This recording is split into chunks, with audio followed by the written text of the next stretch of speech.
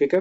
तो सबसे पहला क्वेश्चन है, what is the principle of superposition of waves? What is the position of nodes and anti nodes?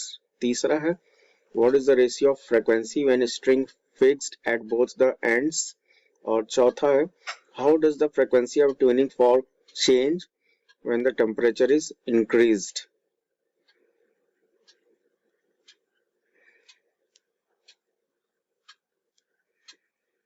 ठीक है, आंसर दीजिए।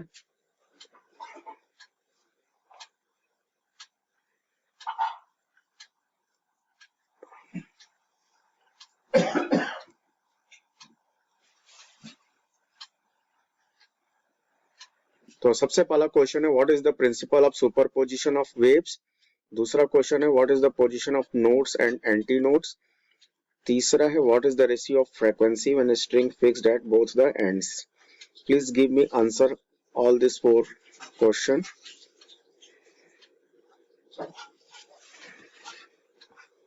एक मिनट, इसका अच्छा लिंक हम आप लोग को भेज देते हैं।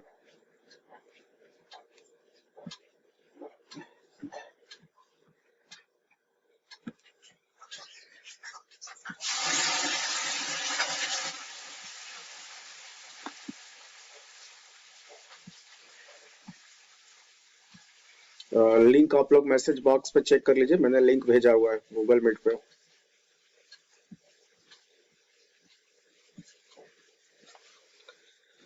तो ये जो क्वेश्चन जो आपको शेयर किया गया है, ये यस्टरडे टॉपिक से रिलेटेड है। पिछले क्लास में हम लोगों ने इसके बारे में डिस्कस किया था।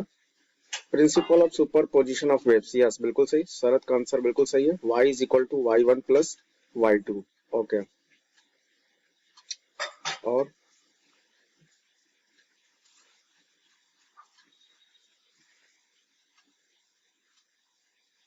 और what is the position of nodes and antinodes? कोई बता सकता है what is the position of nodes and antinodes? कल हम लोगों ने डिस्कस किया था ना इसके बारे में। यस, शाश्वत का भी आंसर बिल्कुल सही है, y is equal to y1 plus y2। हाँ ठीक है, शरत का आंसर सही है। Nodes 0 lambda by 2। ओके ठीक है, और कोई? फ्रीक्वेंसी का रेशियो क्या होता है? Please give the answer of question number 3।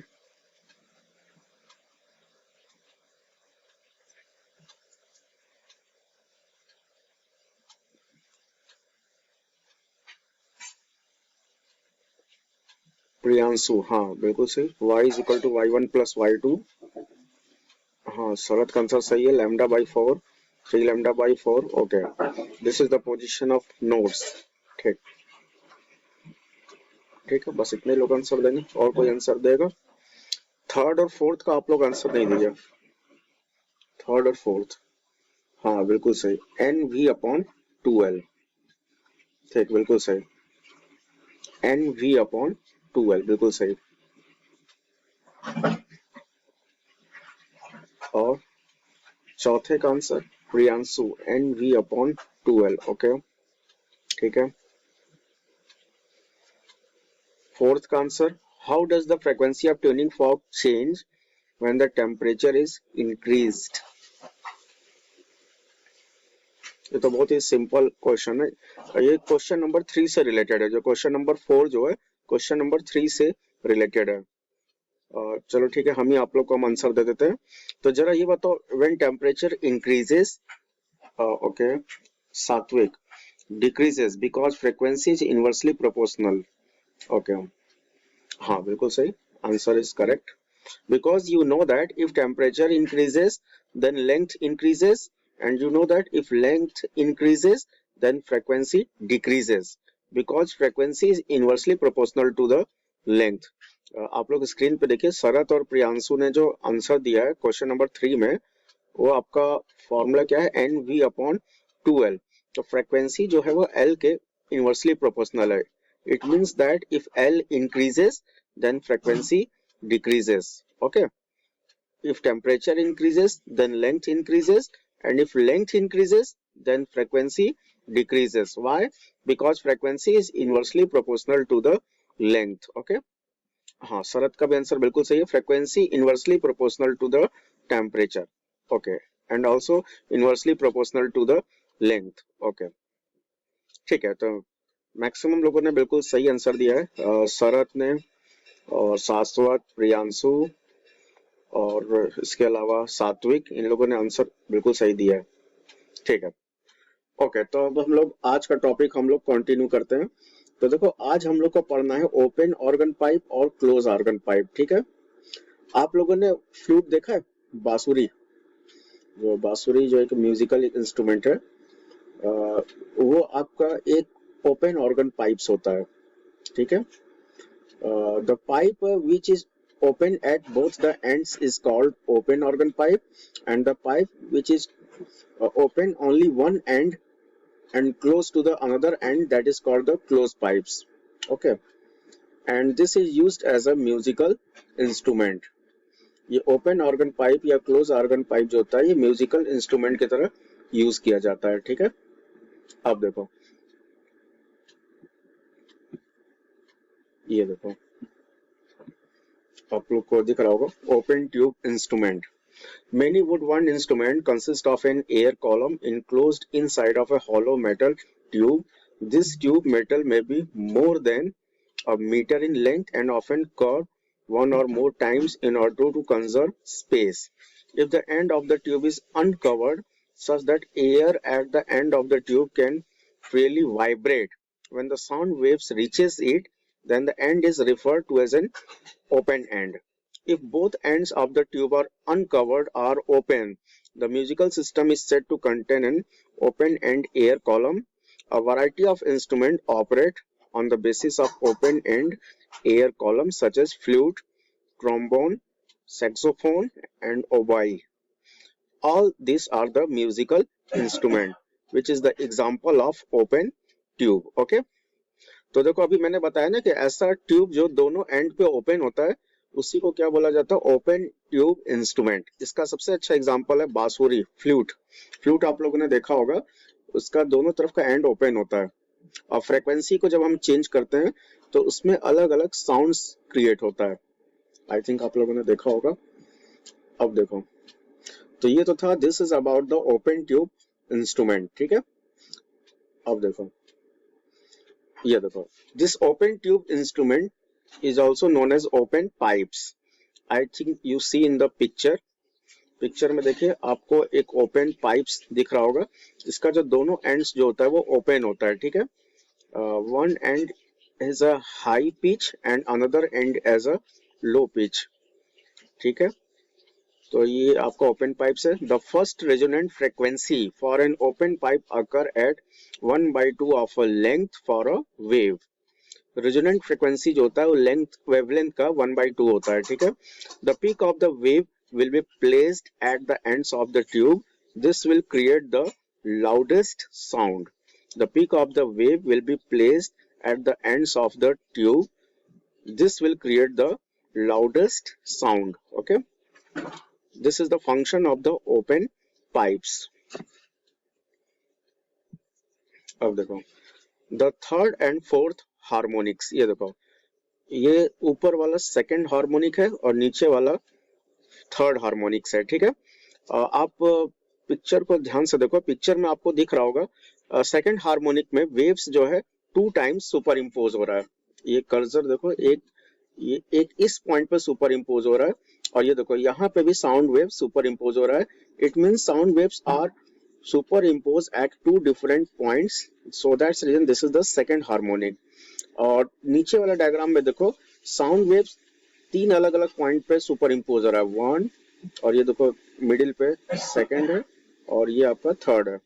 There are 3 different points at which sound waves are superimposed. This is the third harmonics. ठीक है.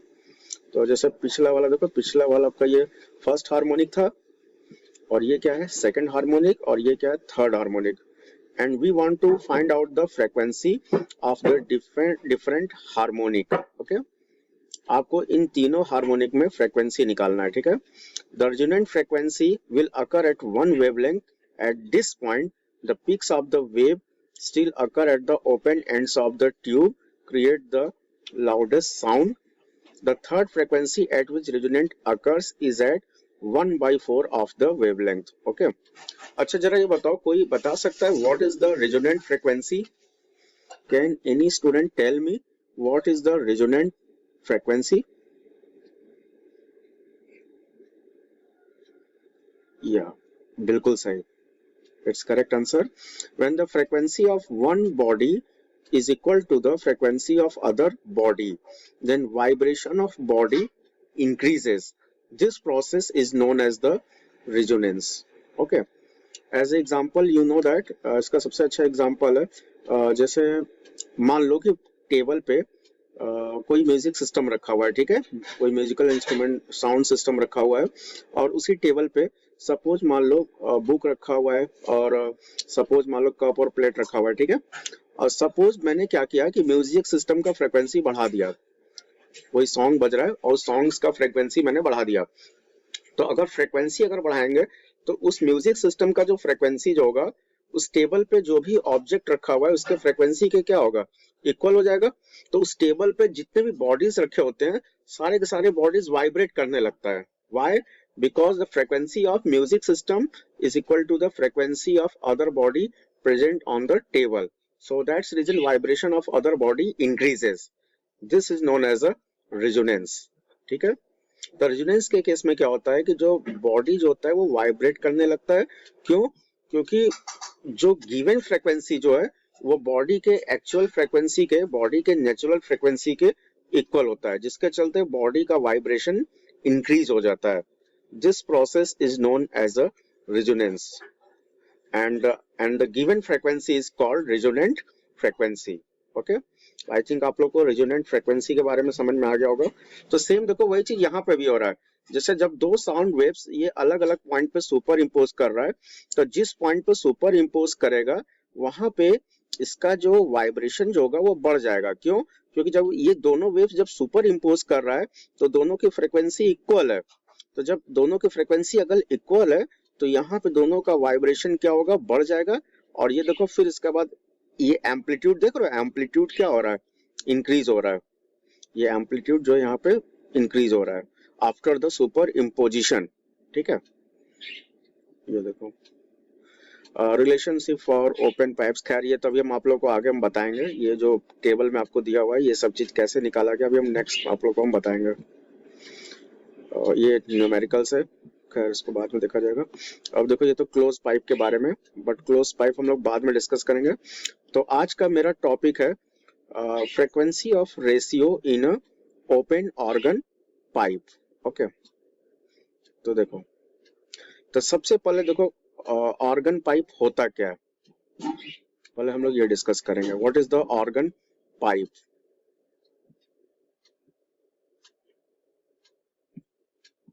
एक मिनट. हाँ, तो मेरा सबसे पहला टॉपिक है organ pipe. What is an organ pipe. Organ pipe क्या होता है.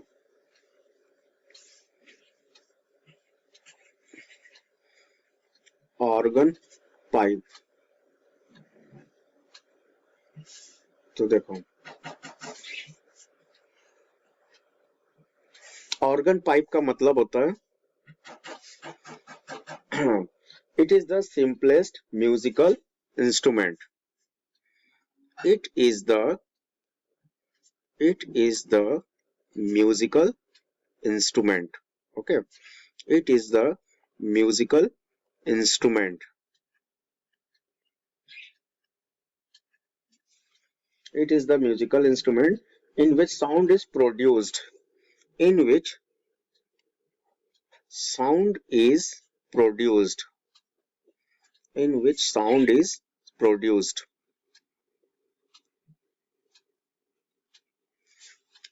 In which sound is produced by setting an air column. By setting an air column. By setting an air column.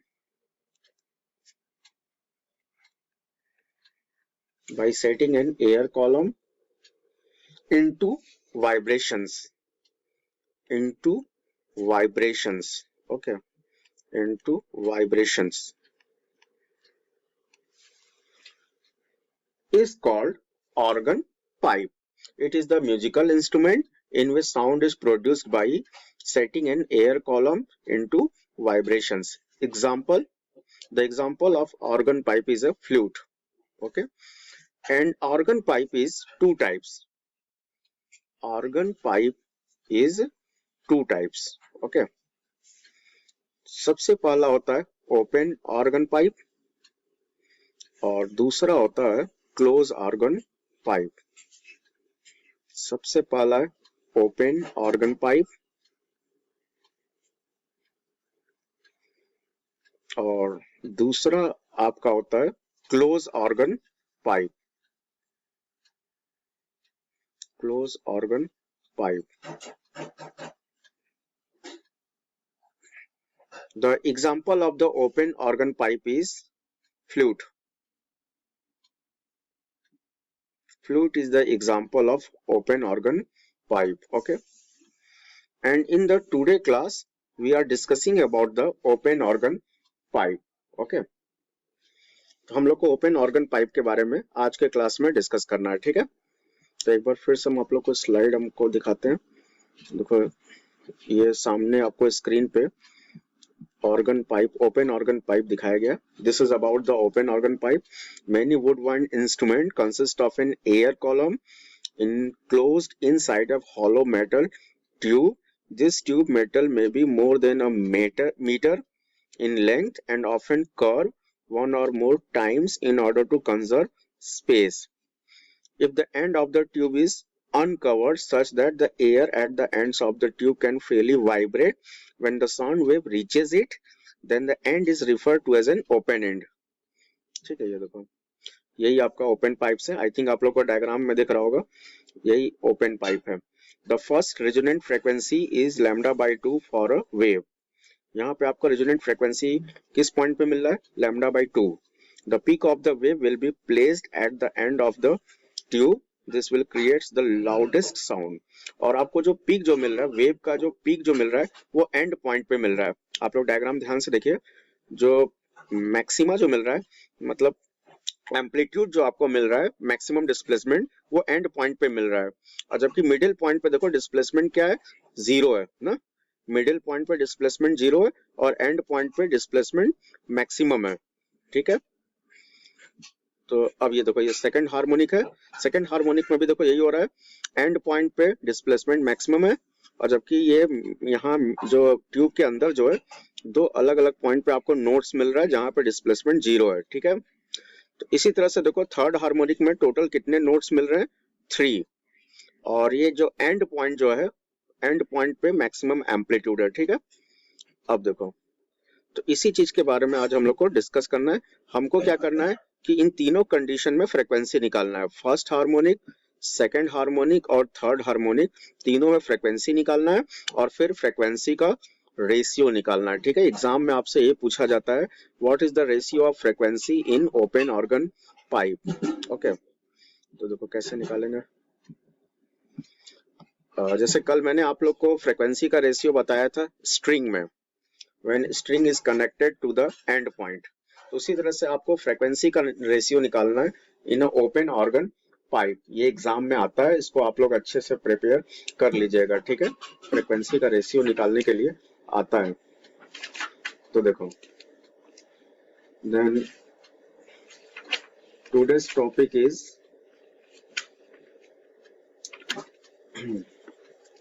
analytical treatment of stationary waves in an open organ pipe। एक minute.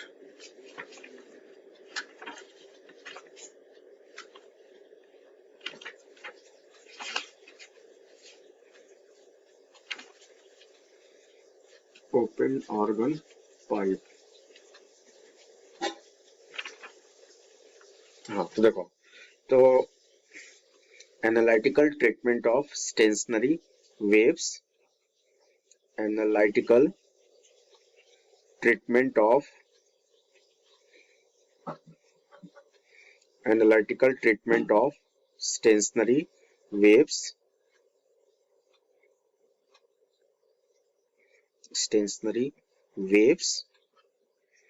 in open organ pipe. Okay, in open organ pipe. तो देखो analytical treatment का मतलब ये होता है कि आपको तीनों अलग अलग कंडीशन में फ्रीक्वेंसी निकालना है और फ्रीक्वेंसी का रेशियो। ठीक है, first of all we draw the diagram of a first harmonic. सबसे पहले हम लोग फर्स्ट हार्मोनिक का डायग्राम प्लॉट करेंगे। ये देखो, ये ओपन ऑर्गन पाइप है, इसका दोनों एंड जो है ओपन है। इस पाइप का दोनों एंड जो है ये ओपन है। ठीक है, जैसे मैंने अभी आप लोग को स्लाइड में दिखाया था ना, ये देखो, ये देखो, ये फर्स्ट हार्मोनिक आप लोग को दिख रहा है। इस फर्स्ट हार्मोनिक में देखो दोनों एंड क्या है, ओपन है। और बिल्कुल इसी तरह का डायग्राम हम लोग को प्लॉट करना है। ठीक है, तो देखो, then we draw the first harmonic of an open organ pipe. ये देखो, this is the progressive waves. ये देखो, ये प्रोग्रेसिव वेव्स है, इसको प्रोग्रेसिव वेव्स बोला जाता है। ठीक है, और देखो ये जो है ये भी आपका प्रोग्रेसिव वेव्स है। और ये दो प्रोग्रेसिव वेव्स जो है केवल एक ही पॉइंट पे सुपर इम्पोज हो रहा है ना, और जिस पॉइंट पे सुपर इम्पोज हो रहा है उस पॉइंट पे ये आपको क्या देगा, व्हाट इज गिवन, नोड्स ना। जिस पॉइंट पे दोनों वेव सुपर इम्पोज हो रहा है उस पॉइंट को क्या बोला जाता है, nodes.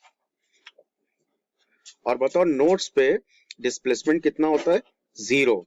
Displacement between the wave is zero. Okay, और ये जो निकाला जा रहा है, this is for first harmonic, this is for first harmonic.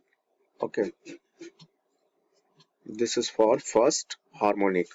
Okay, तो देखो ये जो जो इनिशियल पोजीशन है, इनिशियल पोजीशन पे x कितना है, जीरो। और बताओ फाइनल पोजीशन पे x कितना है, l ना। इनिशियल पोजीशन पे x जीरो है और फाइनल पोजीशन पे x कितना है, l। तो इस ट्यूब का इसका मतलब टोटल लेंथ कितना दिया हुआ है, दिस इज l। इस ट्यूब का टोटल लेंथ l दिया हुआ है। ठीक है, ठीक है ना। अब देखो, तो ये बताओ ये जो ओपन एंड जो है, ओपन एंड पे ये आपको क्या मिल रहा है, एंटी नोड। ये ओपन एंड पे आपको क्या मिल रहा है, एंटी नोड्स। ठीक है, तो देखो, तो सबसे पहले हमें निकालना है फर्स्ट मोड ऑफ वाइब्रेशन। तो देखो फर्स्ट मोड ऑफ वाइब्रेशन कैसे निकालेंगे, तो इसके लिए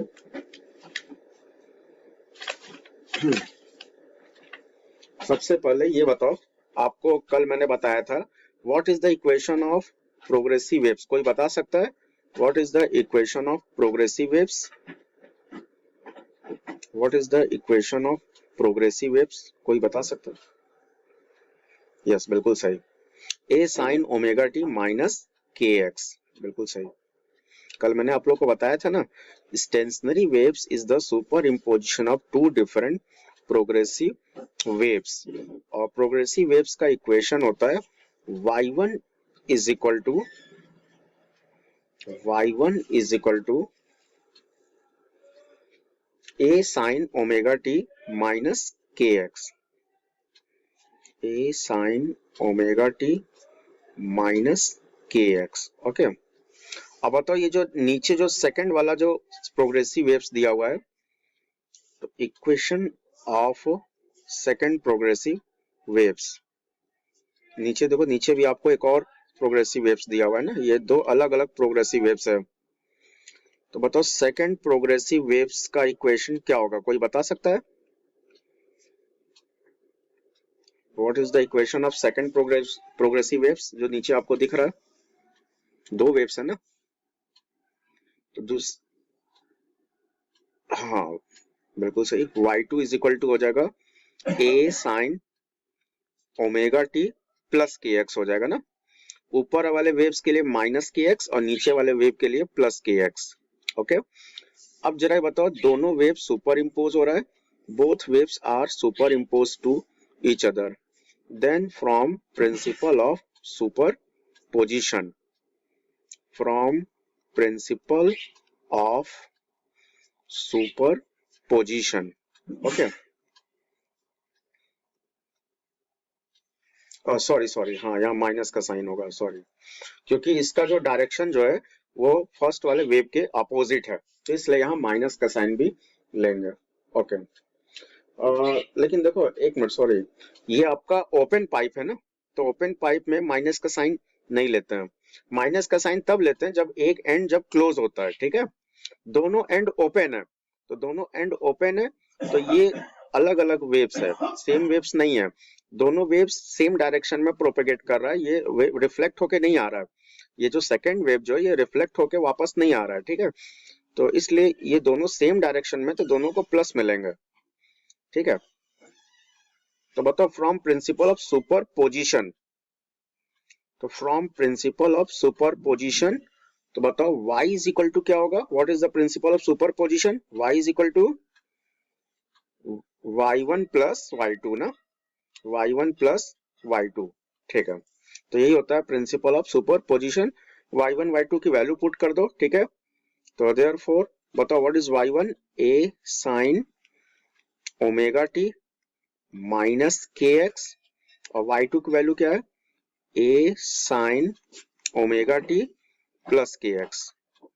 a कॉमन हो जाएगा, a इज कॉमन, तो बताओ a कॉमन हो गया, तो ये हो जाएगा sin omega t minus k x, और ये हो जाएगा plus sin omega T plus के एक्स।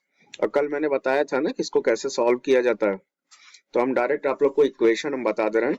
तो इक्वेशन जो आएगा, equation of stationary waves in an open organ pipe, y is equal to आएगा, y is equal to after solving, y is equal to आएगा 2a cos kx, y is equal to 2a cos kx into sine omega t. ये मैंने आप लोग को बताया था ना कि ये प्रोग्रेसिव वेव्स का इक्वेशन है। This is the equation of progress, sorry, stationery waves.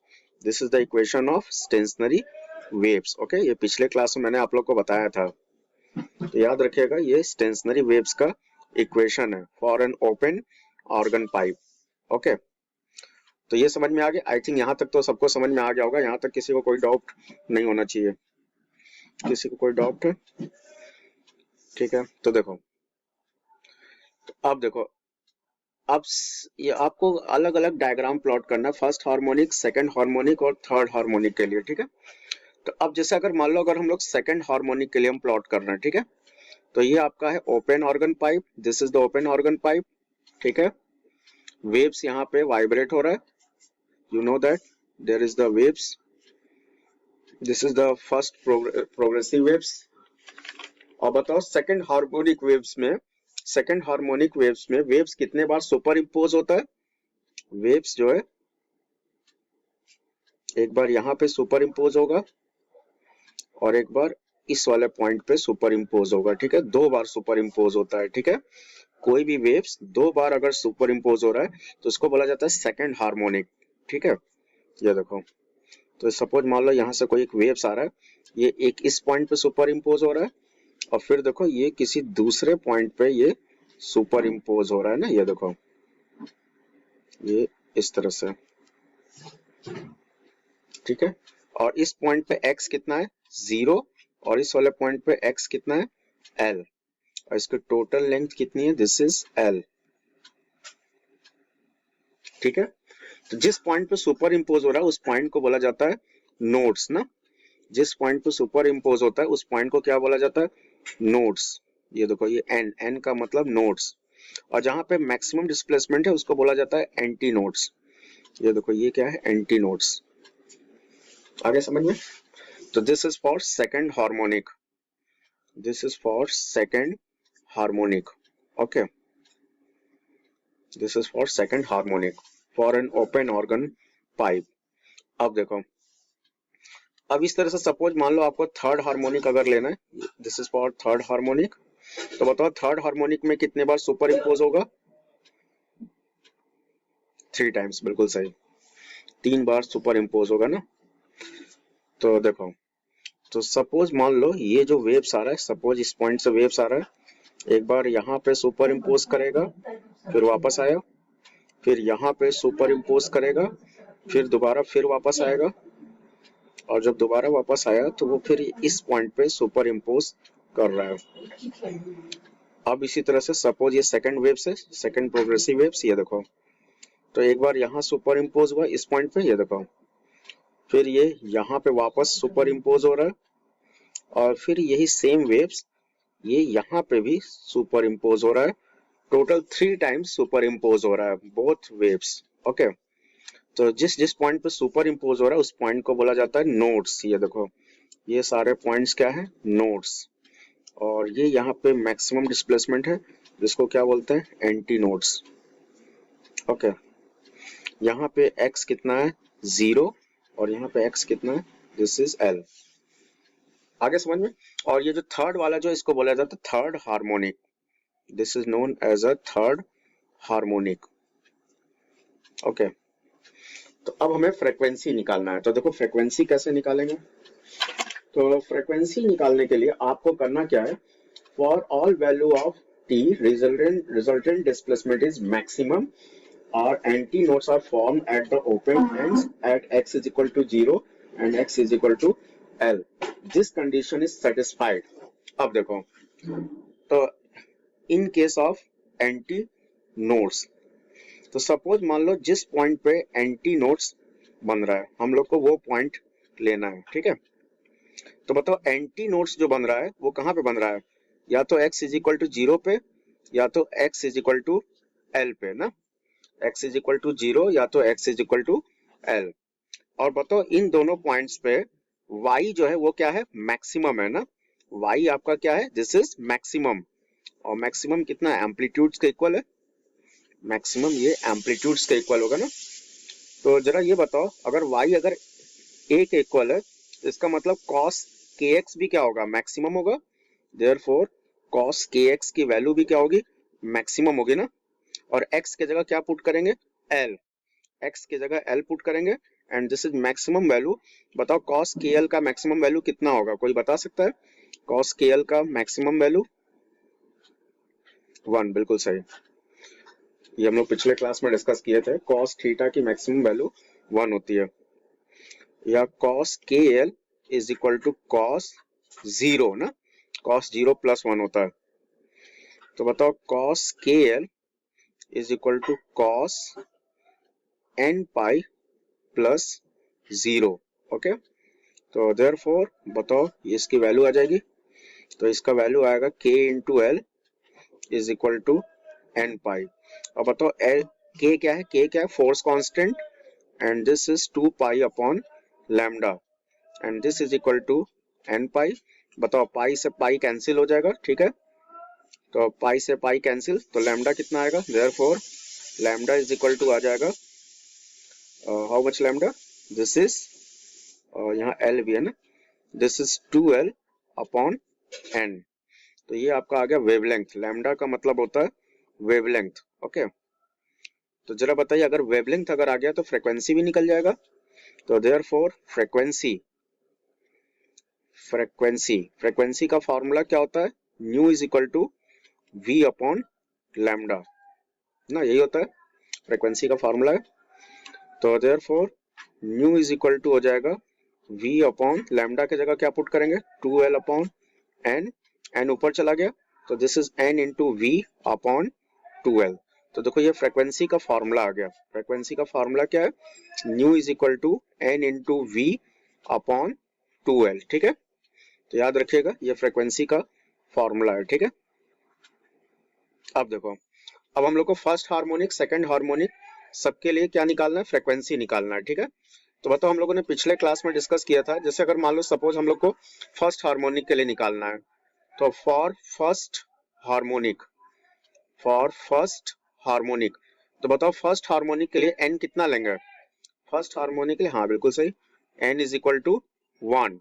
तो देयरफॉर फ्रीक्वेंसी आ जाएगा nu 1 is equal to v upon 2l।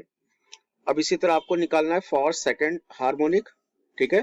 तो बताओ फॉर सेकंड हार्मोनिक, तो सेकंड हार्मोनिक के लिए हम लोग n कितना लेंगे, सेकंड हार्मोनिक के लिए n हम लोग 2 लेंगे, ठीक है। तो n की जगह 2 रख दो, तो देयरफॉर फ्रीक्वेंसी जो आपका आएगा न्यू 2, और ये आ जाएगा 2 इंटू v अपॉन 2l, ठीक है। फिर इसी तरह आपको निकालना है थर्ड हार्मोनिक, तो फॉर थर्ड हार्मोनिक, तो बताओ थर्ड हार्मोनिक के लिए क्या लेंगे? थर्ड हार्मोनिक के लिए हम लोग n इज इक्वल टू 3 लेंगे, ठीक है, n इज इक्वल टू 3। तो ये आपको क्या मिल जाएगा? न्यू 3। तो बताओ ये आ जाएगा 3 इंटू वी अपॉन 2l, ठीक है। और लास्ट में फाइनली फ्रीक्वेंसी का रेशियो निकाल लेना।